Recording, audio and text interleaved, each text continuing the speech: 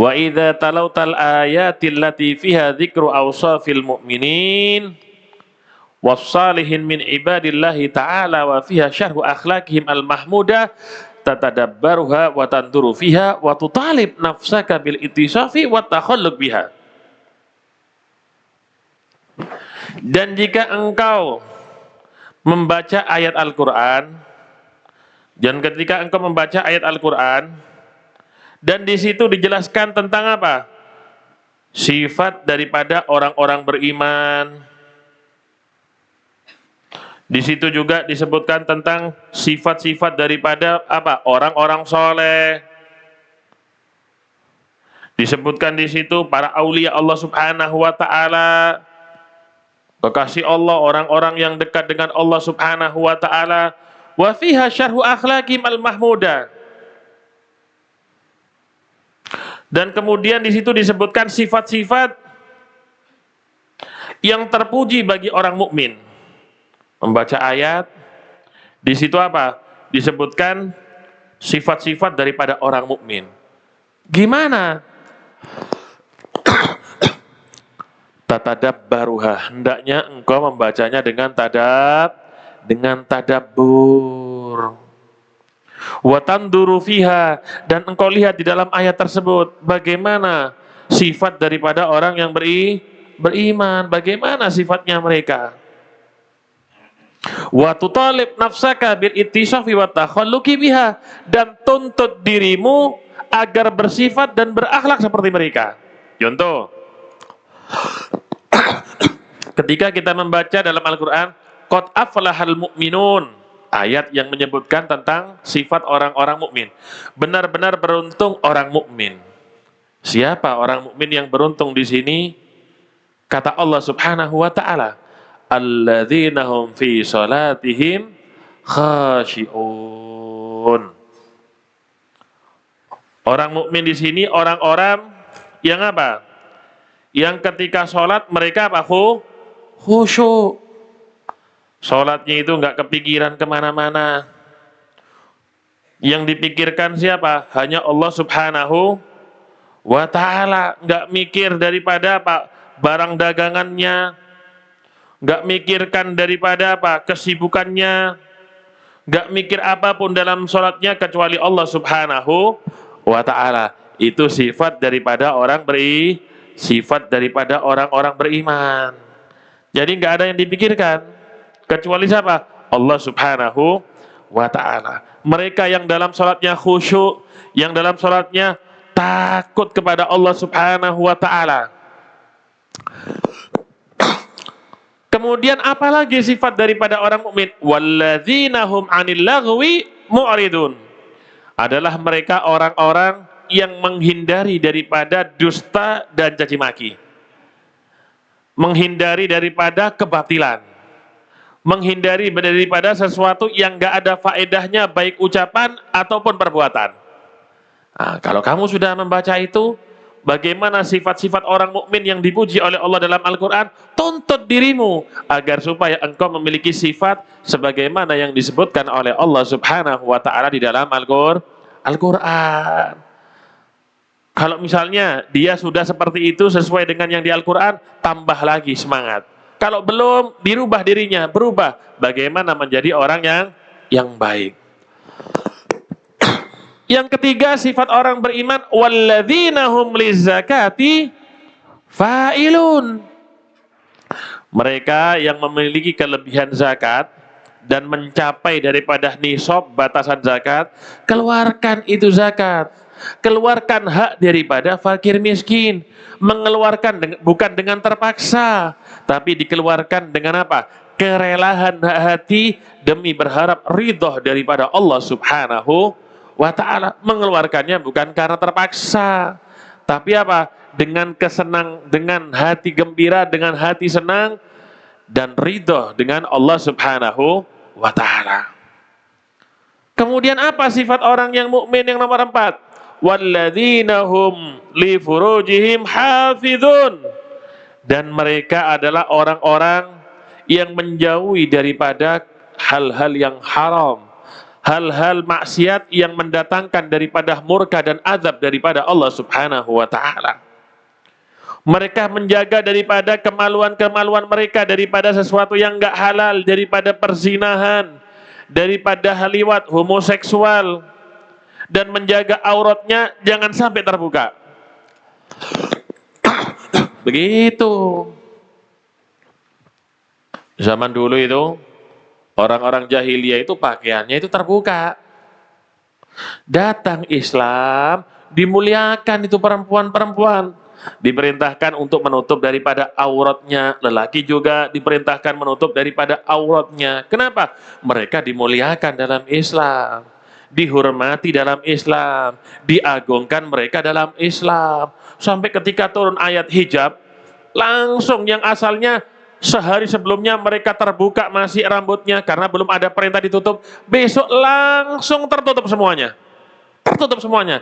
Sampai diibaratkan mereka itu perempuan-perempuan seperti burung gagak, hitam-hitam semua, nggak ada kelihatan sudah, rambutnya nggak kelihatan, wajahnya nggak kelihatan, tertutup semua pada saat itu.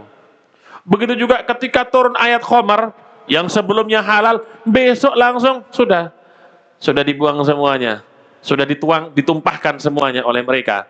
Mereka sahabat Nabi, mereka adalah orang-orang yang taat dengan perintah Allah Subhanahu wa taala. Illa ala azwajihim aw ma malakat aimanuhum. Boleh membuka aurat hanya kepada pasangan-pasangannya, hanya kepada suami-suaminya. Suami juga boleh membuka hanya kepada istrinya, aw ma malakat aimanuhum, atau kepada hamba sahayanya. Fa innahum ghairu malumin. Kalau dibuka itu auratnya di hadapan pasangannya dan hamba-hamba sahaya miliknya, fa innahum ghairu malumin, mereka tidak akan dituntut, tidak akan diazab oleh Allah Subhanahu wa taala. Sebaliknya, famanittagha wara'a dzalika faulaika humul adun. Siapa orang yang meminta kepada perempuan-perempuan selain istrinya, perempuan-perempuan selain daripada hamba sahayanya untuk membuka auratnya, terlebih-lebih dia ini berzina, faulaika humul adun. Itulah mereka adalah orang-orang yang telah melanggar daripada perintah Allah, mereka yang telah melewati batas daripada aturan Allah Subhanahu wa taala. Bagaimana sifat orang yang beriman? Walladzina hum li amanatihim wa ahdihim ra'un. Adalah mereka orang mukmin, orang yang menjalankan daripada amanah dan menjaga daripadanya. Tidak mau berbuat khianat, tidak mau membatalkan daripada janji. Jika memiliki perjanjian,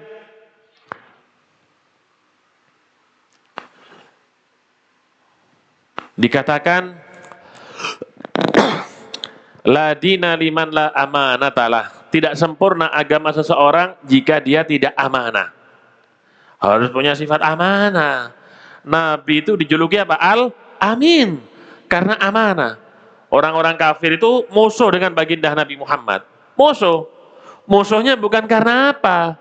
Karena Nabi dianggap merubah apa-apa yang telah dibawa oleh nenek moyang mereka.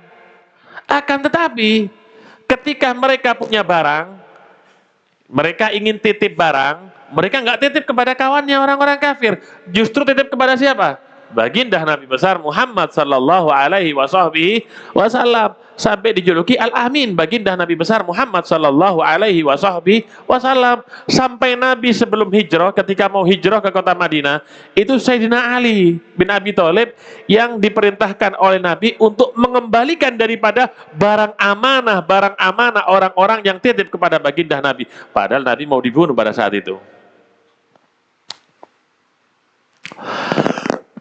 Suatu saat Nabi ini ketika Fathu Makkah,